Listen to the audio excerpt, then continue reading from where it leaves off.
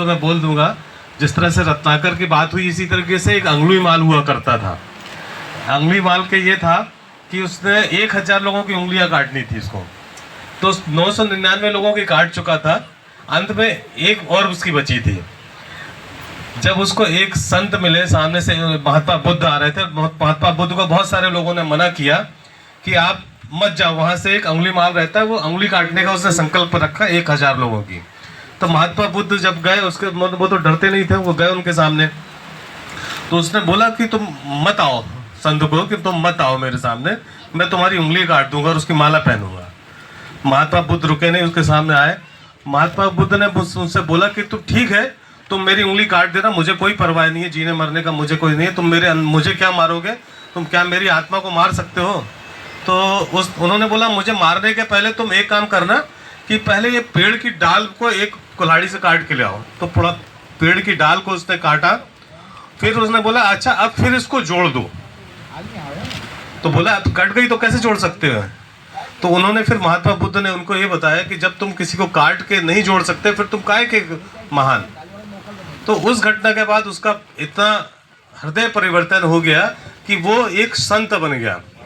तो सबसे पहले कहने का तात्पर्य यही है कि कोई भी अपराध करना कोई बहुत बड़ी बात नहीं होती, पर अपराध से मुक्त होना हमारी ज़्यादा महानता होती है। ऐसे ही बहुत सारी बातें आएंगी आपका कि जिस तरह से भी हमारे साथियों ने बताया कि जैसे हमारा एक आंदोलन चल रहा है, मान लीजिए कि एक यहाँ का एक हवा चल रही है कि हम जो भी छोटी छोटी हमारी सामाजिक कुरीतियों से हम मुक्त होने का प्रयास कर रहे हैं। सबसे पहले आती है दहेज की बात।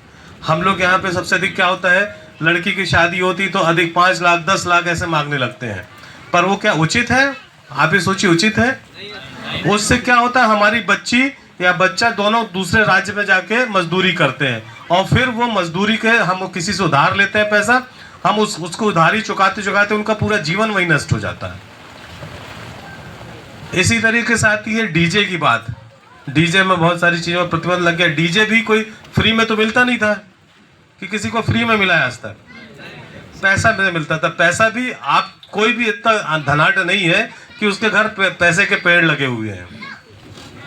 हम पैसा उधार लाते थे और उधारी फिर चुकाते चुकाते हमारी पूरी जिंदगी निकल जाती थी। इसी तरीके तीसरी बात अभी हमारे बैरागी जी ने बताया, दारू वाली बात आती है। दारू पीना कोई बहुत अच्छी बात नहीं है। दारू हमारे शरीर को भी नष्ट करती है और हमारे दिमाग को भी नष्ट करती है, और दारू पीने के बाद ही सभी अपराध होते हैं। एक और मैं बात बोलूंगा, आज बहुत छोटी खत्म करूंगा। एक और बुरी परंपरा है कि हमारे यहाँ भजगड़ी चलती है कि कोई भग गया या कोई मर गया तो हम उसके घर ले जाके वो रख देते हैं, उसका मृत शरीर। तो ये अच्छी बात होती है क्या? नहीं होती है। अच्छा ये बात, आप क्या हो? आप जानते हो आप क्या हो? जानवर है कि मनुष्य है कि कीड़ा है मकोड़ा है, क्या है हम? मनुष्य है।